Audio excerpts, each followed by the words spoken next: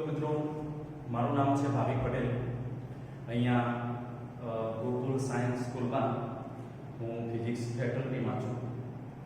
તો અહીંયા આગળ જે ડેમો લેક્ચર છે એના અંદર ડેમો એને કહો કે ઇન્ટ્રોડક્શન લેક્ચર જે છે એમાં હું એવું સમજાવવાનો પ્રયત્ન કરીશ કે આપણે જે ફિઝિક્સનો ભાગ આગળ ભણી ગયા 9મા 10મામાં એને લઈને આગળ 11 12માં શું આવે અને એનાથી આગળ શું આવે. એટલે મોસ્ટલી ફિઝિક્સના નામે જે ચેપ્ટરો ભણવાના હશે એમાં શું ઇન્ક્લુડ થશે અને એ કઈ રીતે વેચાયેલું છે એ જોવાનું છે. ઇતિહાસમાં ઘણા બધા પ્રોગ્રેશન્સ થયા, ઘણી બધી ચડતી પડતી થઈ, મીનવાઇલ આપણે કોઈ નેસેસિટી જરૂરિયાત ઊભી થઈ હોય એટલે નવી નવી શોધો કરીને કંઈક ને કંઈક ઇન્વેન્ટ કર્યું છે આપણે. તો જો બેઝિકલી તમે જાઓ તો તમારા 9th સ્ટાન્ડર્ડમાં એટલે કે ધોરણ 9માં તમે સિમ્પલ ભણી ગયા કે ભાઈ ઝડપ કોને કહેવાય, ઝડપ v કોને કહેવાય, અથવા વેગ કોને કહેવાય એટલે વેલોસિટી કોને કહેવાય, બરાબર, બળ કોને કહેવાય, વેગમાન કોને કહેવાય, કાર્ય કોને કહેવાય, પાવર કોને કહેવાય, એવું સિમ્પલ તમે ભણી ગયા, રાઈટ. એના પછી 10મા ધોરણમાં એવો જ ફિઝિક્સનો જે ભાગ આવ્યો કે જેમાં તમે વિદ્યુત પ્રવાહ, વિદ્યુત ભાર કોને કહેવાય એ જોઈ લીધું. ઓકે, અવરોધ જે છે એની માહિતી મેળવી, અવરોધમાં વેડફાતો પાવર એટલે કે ઊર્જા એની વાત કરી, બરાબર છે. તમે ચુંબકીય ક્ષેત્ર કઈ રીતે વિદ્યુત પ્રવાહ ધારિત તારને કારણે ઉત્પન્ન થાય એ જોયું. ગજ્યો ચુંબક એને લઈને કેટલીક વાતો કરી હતી, એના ઉપરથી જનરેટર, મોટર એવી પ્રાથમિક માહિતી તમે જોઈ. ભાઈ એ જે 9th અને 10th સ્ટાન્ડર્ડમાં એ તમને પરિચય સ્વરૂપે હતું. હકીકતમાં જે ફિઝિક્સ છે એ કેટલીક સર્ટેન બાબતો પર આધારિત છે. જેમ કે તમે અહીંયા બોલો છો કે v એ ઝડપ કહેવાય અને v એ વેગ પણ કહેવાય. વેગ જે છે એ સદિશ રાશિ કહેવાય. એટલે દરેક રાશિના બે પ્રકાર હોય, કાં તો સદિશ કાં તો અદિશ. ઓકે, તો જો વેગ સદિશ તરીકે તમે લો તો તમારે એ નોલેજ હોવું જોઈએ કે વેગ સદિશ છે તો એ આ રીતે લખાય v સદિશ, કારણ કે એના મૂલ્ય સાથે દિશાનું પણ મહત્વ છે. કોઈ કાર છે ઉત્તર દિશામાં જઈ રહી છે અને પછી દક્ષિણમાં જાય કે ઉત્તરમાંથી પૂર્વમાં જાય તો વેગ છે કઈ રીતે ગણવો એનું કેલ્ક્યુલેશન સમજવા માટે સદિશ ગણતરી જોવી પડે. બળ છે એ સદિશ રાશિ છે એટલે એને પણ રીતે લખાય. બળ છે એને સમજવા માટે તમારે સદિશ રાશિનું જે બીજગણિત છે સમજવું પડે. ઓકે, માની લો એક્ઝામ્પલ તરીકે કે ચલો ભાઈ અહીંયા આગળ કોઈ સ્ક્રૂ છે અને અહીંયા દોરી લટકાવેલી છે, એની નીચે આપણે 10 કિલોગ્રામનું દળ લટકાવીએ, બરાબર, અને માની લો કે એ જ દોરીના નીચે બીજું એક 10 કિલોગ્રામનું દળ લટકાવીએ. ઓકે, તો ટોટલ દળ કેટલું થાય, કુલ દળ, તો તમે કહેશો 20 કિલોગ્રામ. આમાં સંજ્ઞા કે દિશા કઈ જોવાનું ના હોય, સીધું શું કરવાનું હોય કે ભાઈ 20 કિલોગ્રામ આનું દળ થાય, બરાબર. એ સિમ્પલ ગણતરી છે.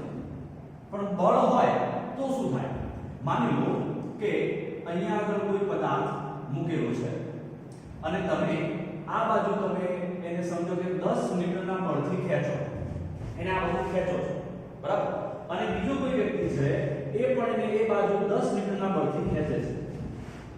ન્યૂટન એનો એકમ છે બળ. 10 મીટરના બળથી ખેંચે તો ટોટલ બળ કેટલું થાય તો તમે કહેશો 20 મીટર. That is right.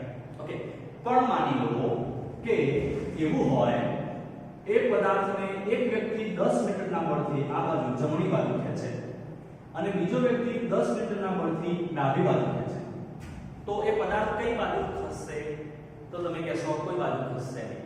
કેમ? કારણ કે જેટલું બળ આ બાજુ લાગે છે એટલું બળ આ બાજુ લાગે છે. એટલે કોમન સેન્સ આપણો હોય કે પરિણામી બળ 0 થશે, એટલે આ પદાર્થ કોઈની બાજુ જશે નહીં. એ સમજવા માટે તમારે આ જે બળ છે સદિશ રાશિ છે એટલે આ બાજુ જાય છે એટલે તમારે એને કહેવું પડે જમણી બાજુ બળ, અને આ જે બળ છે એ ડાબી બાજુ બળ, એટલે બેની માઈનસ તમે લખવાય એટલે 0 થઈ જાય કુલ બળ. આવું સદિશ રાશિ માટે.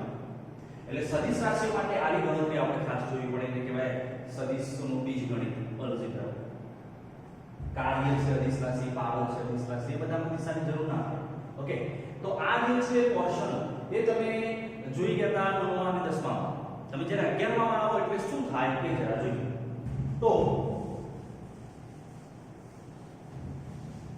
11મું ધોરણ જે છે એનો જે ફિઝિક્સનો ભાગ છે એને ઇઝીલી શરૂઆત કરું તો 11 અને 12માનો જે મોટા ભાગનો ભાગ છે એ 18મી 19મી અને 20મી સદીમાં શોધાયેલો ભાગ છે.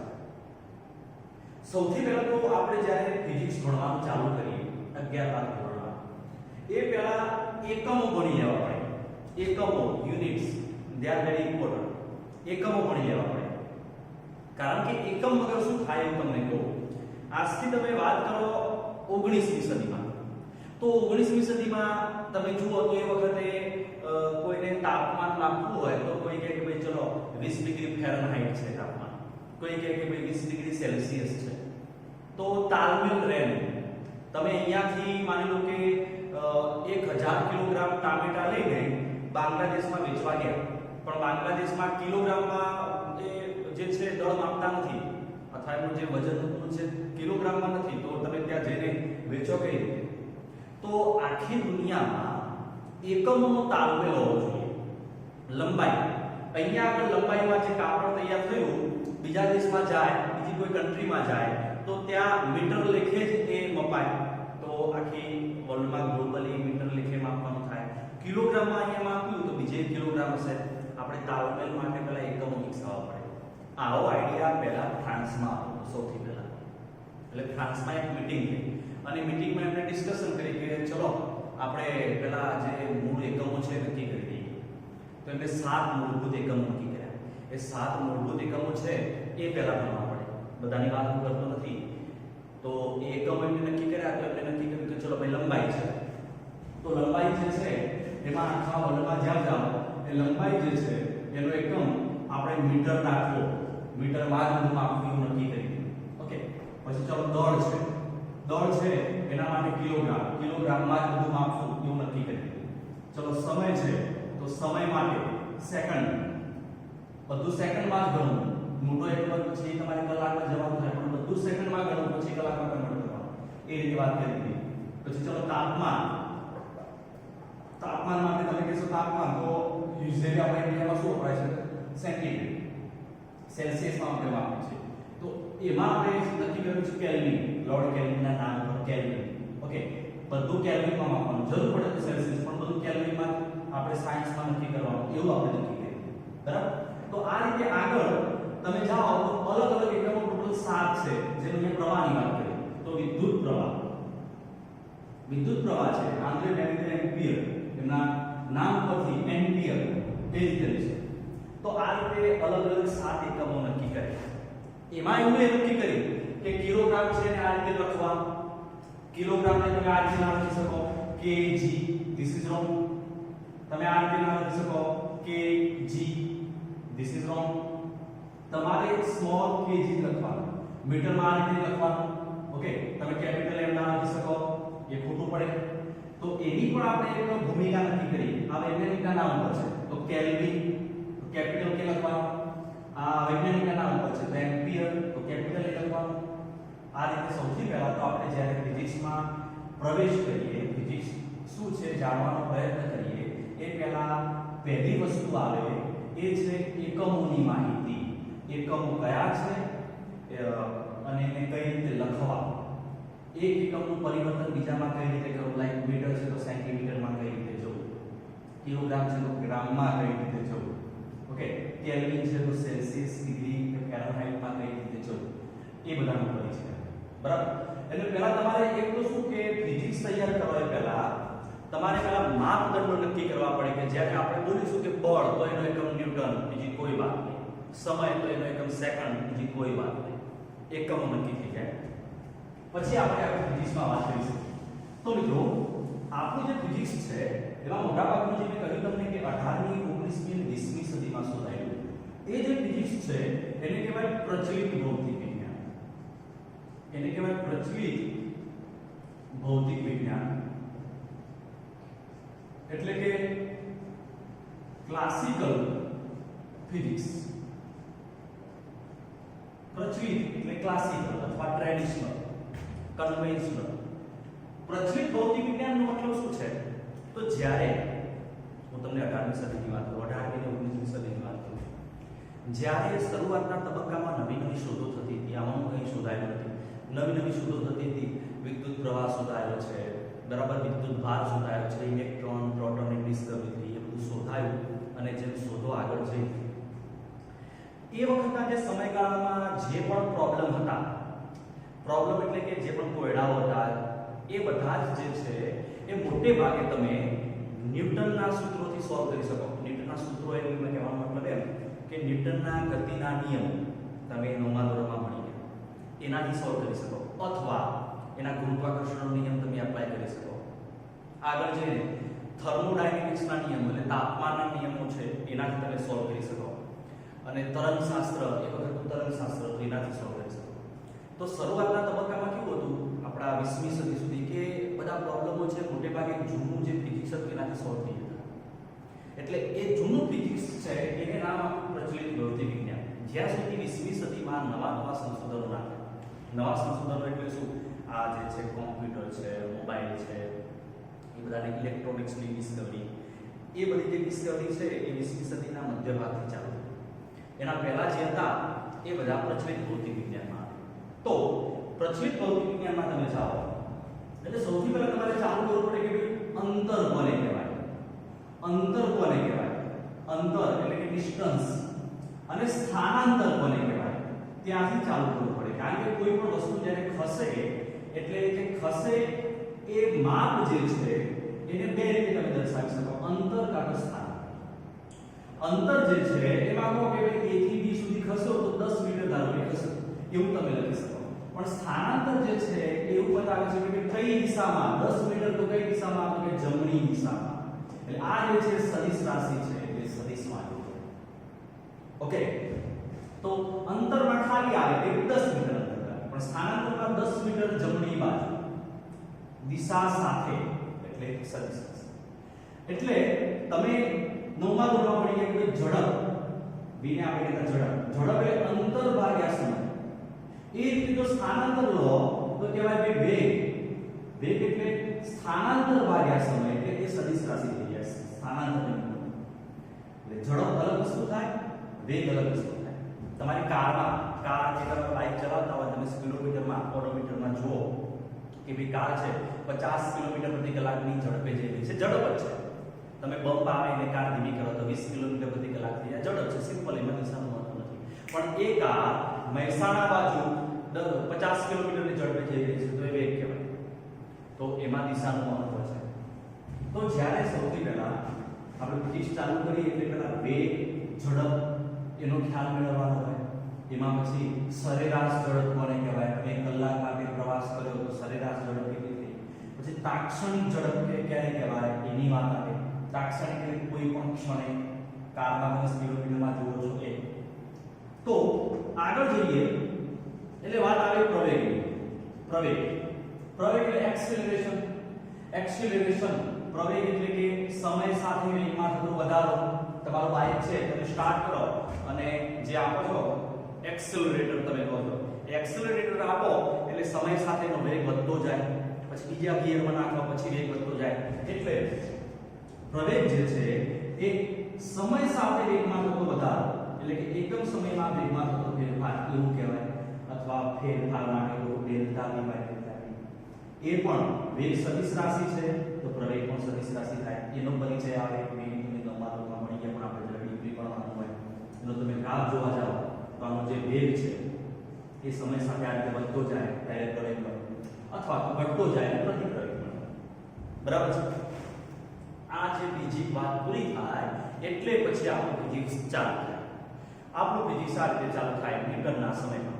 અત્યારે જે રીતે કોરોનાનો સમય ચાલે છે, કોવિડ-19, અને બધાને ઘરમાં રહેવાનું કહેલું છે, એ રીતે 19મી સદીમાં ઇંગ્લેન્ડમાં પ્લેગનો રોગ ફાટેલો અને સલાહ આપવામાં બધાને આ બધા ઘરમાં રહો એટલે સંક્રમણ ના થાય.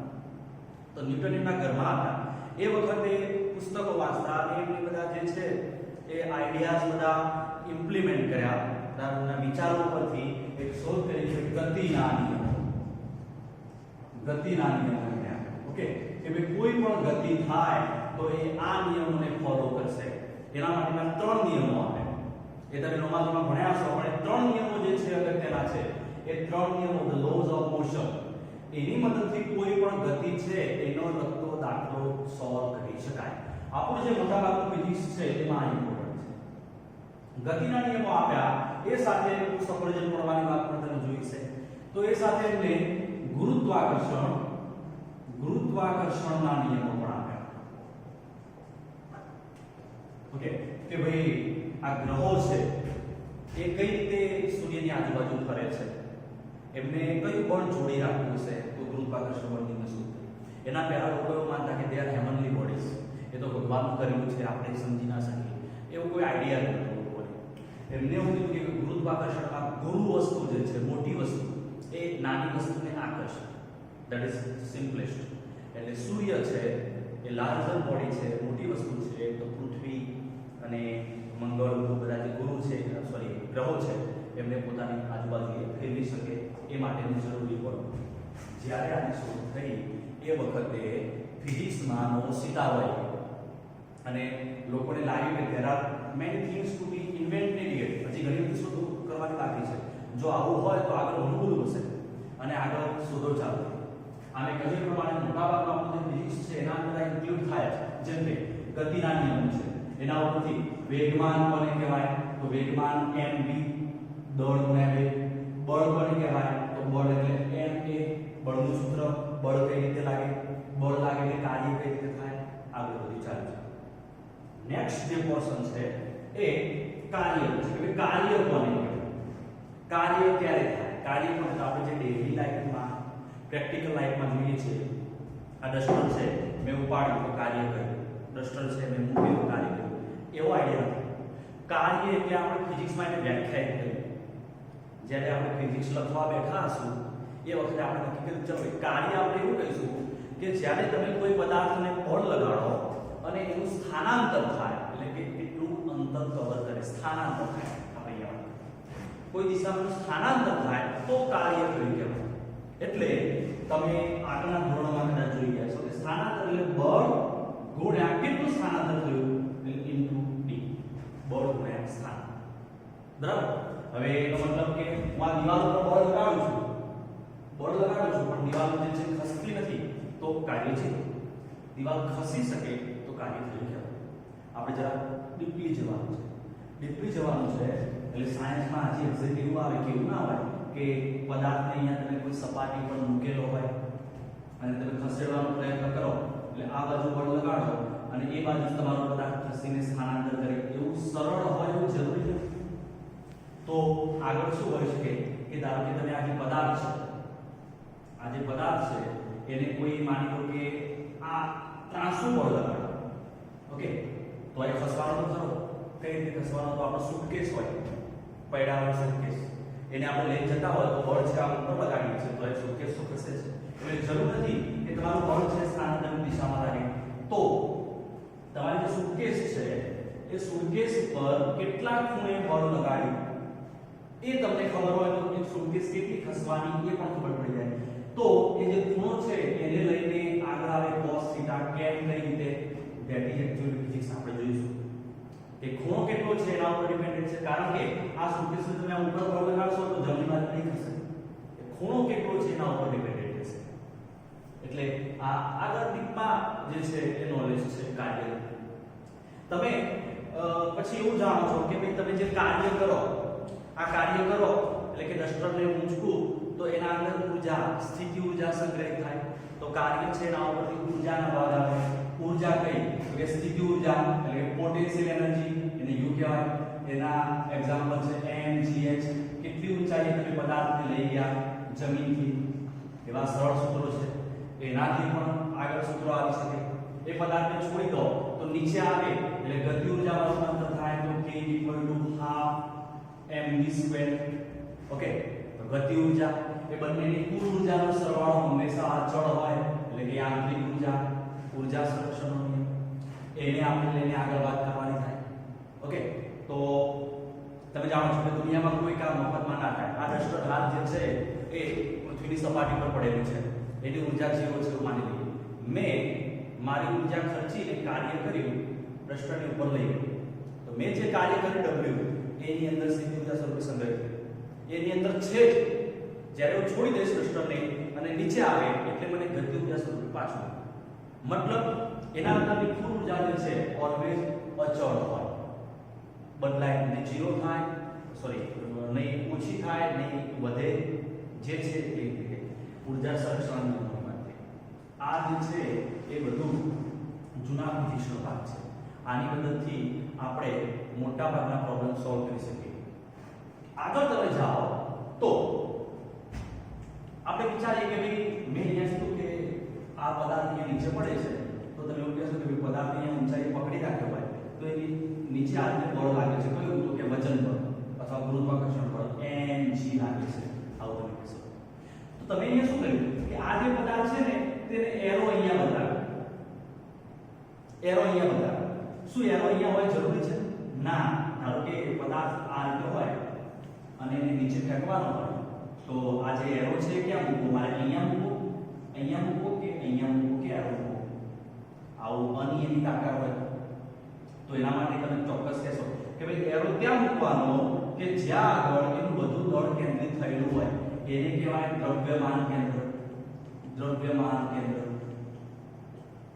દ્રવ્યમાન કેન્દ્ર સેન્ટર ઓફ માસ એની વાત કરવાની છે દુનિયાના દરેક પદાર્થો છે ને બળ ક્યાં લાગે તો દ્રવ્યમાન કેન્દ્ર હું આ રીતે ઊભો અને સ્થિર છું તો મારું દ્રવ્યમાન કેન્દ્ર છે એ સીધી રેખામાં છે એટલે બળ લાગે છે પણ આ રીતે ટ્રાન્સફર થઈ ગયું તો મને પડી જવાનો ભય થાય કેમ કારણ કે દ્રવ્યમાન કેન્દ્ર જે મારા સેન્ટરમાં હોય એ બળ અહીંયા લાગે છે મતલબ હવે આગળ જશે તમારી સાયકલ છે એટલે તમે ચલાવી શકો ક્યારે જ્યારે દ્રવ્યમાન કેન્દ્ર એ એક્ઝેક્ટલી લાઈનમાં હોય એ જોવાનું છે ઓકે તો દ્રવ્યમાન કેન્દ્રથી આપણે હજી આગળ ફિઝિક્સમાં વિચારી શકીએ કે ભાઈ હા આના અંદર આવું હોય ઓકે તમે આગળ જાઓ તે પછી અલગ અલગ પ્રકારની ગતિની વાત આવે જેમ કે સુરેખ પદ ઉપર ગતિ હોય તો વેગ પ્રવેગ બળ એ બધું કઈ રીતે લાગે તો સુરેખ પદ ઉપર ગતિ કઈ રીતે થાય પછી સમતલમાં ગતિ મતલબ કે કોઈ પતંગી ઉડતું હોય તો કોઈ પણ દિશામાં જાય એ ગતિમાં કઈ રીતે સ્થાનાંતર કરવાનું હોય ધારો કે નેક્સ્ટ આવે ચાર્ટ ગતિ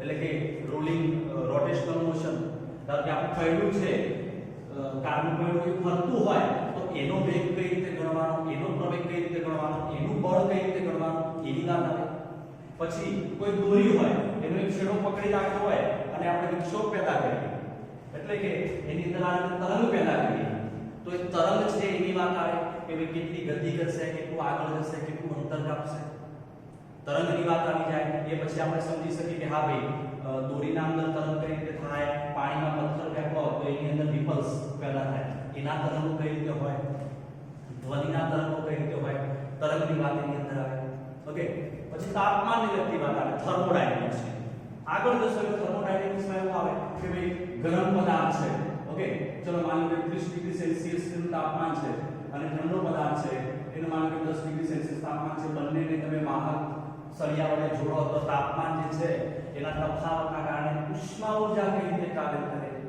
ઉષ્મા ઊર્જા એટલે થર્મલ એનર્જી એ શું છે ઉષ્મા શું છે ઉષ્મા પ્રવાહ શું છે એ બધાની વાત આવે એના ઉપરથી તમને ખબર પડે કે ભાઈ ઘરમાં રેફ્રિજરેટર કઈ રીતે કામ કરે તમારા ઘરમાં એસી કઈ રીતે કામ કરે એ બધી ડિવાઇસની વાત આવે થર્મોડાયનેમિક્સ છે એ ઇમ્પોર્ટન્ટ પોર્શન છે આ બધું જે છે એ 11મા ધોરણનું થયું 12મામાં જાઓ એટલે 12મામાં શું આવે થયું 19મી સદીના એન્ડમાં 19મી સદી જે છે પૂરી થવા આવી એ વખતે જે થોમ્સન નામના વૈજ્ઞાનિકે ઇલેક્ટ્રોનની શોધ કરી સૌથી પહેલા એ શોધાયો ઇલેક્ટ્રોન શોધાયો એટલે આપણને ખબર પડી કે ભાઈ હા ઇલેક્ટ્રોન એ નાનો કણ છે પરમાણુની અંદર કક્ષાઓમાં ભ્રમણ કરતો હોય પછી શોધાયો ઇલેક્ટ્રોનનો વિદ્યુતભાર આપણે નક્કી કર્યો કે ભાઈ ઇલેક્ટ્રોનનો વિદ્યુતભાર 1.6 × 10⁻⁻⁴ કુલમ છે એના પછી પ્રોટોનની શોધ થઈ ન્યુટ્રોનની શોધ થઈ પરમાણુના અંદર ઇલેક્ટ્રોન ભ્રમણ કઈ રીતે કરે ન્યુક્લિયસમાં પ્રોટોન કઈ રીતે હોય ત્યાંથી જે વાત ચાલુ થઈ 19મી સદીના એન્ડથી એટલે કે 20મી સદીથી ચાલુ કરો તો વિદ્યુત પ્રવાહ શોધાયો કે વિદ્યુત પ્રવાહ એટલે I = Q/T ત્યાંથી ચાલુ કરો તો છેક સુધીનું બધું જે 12માં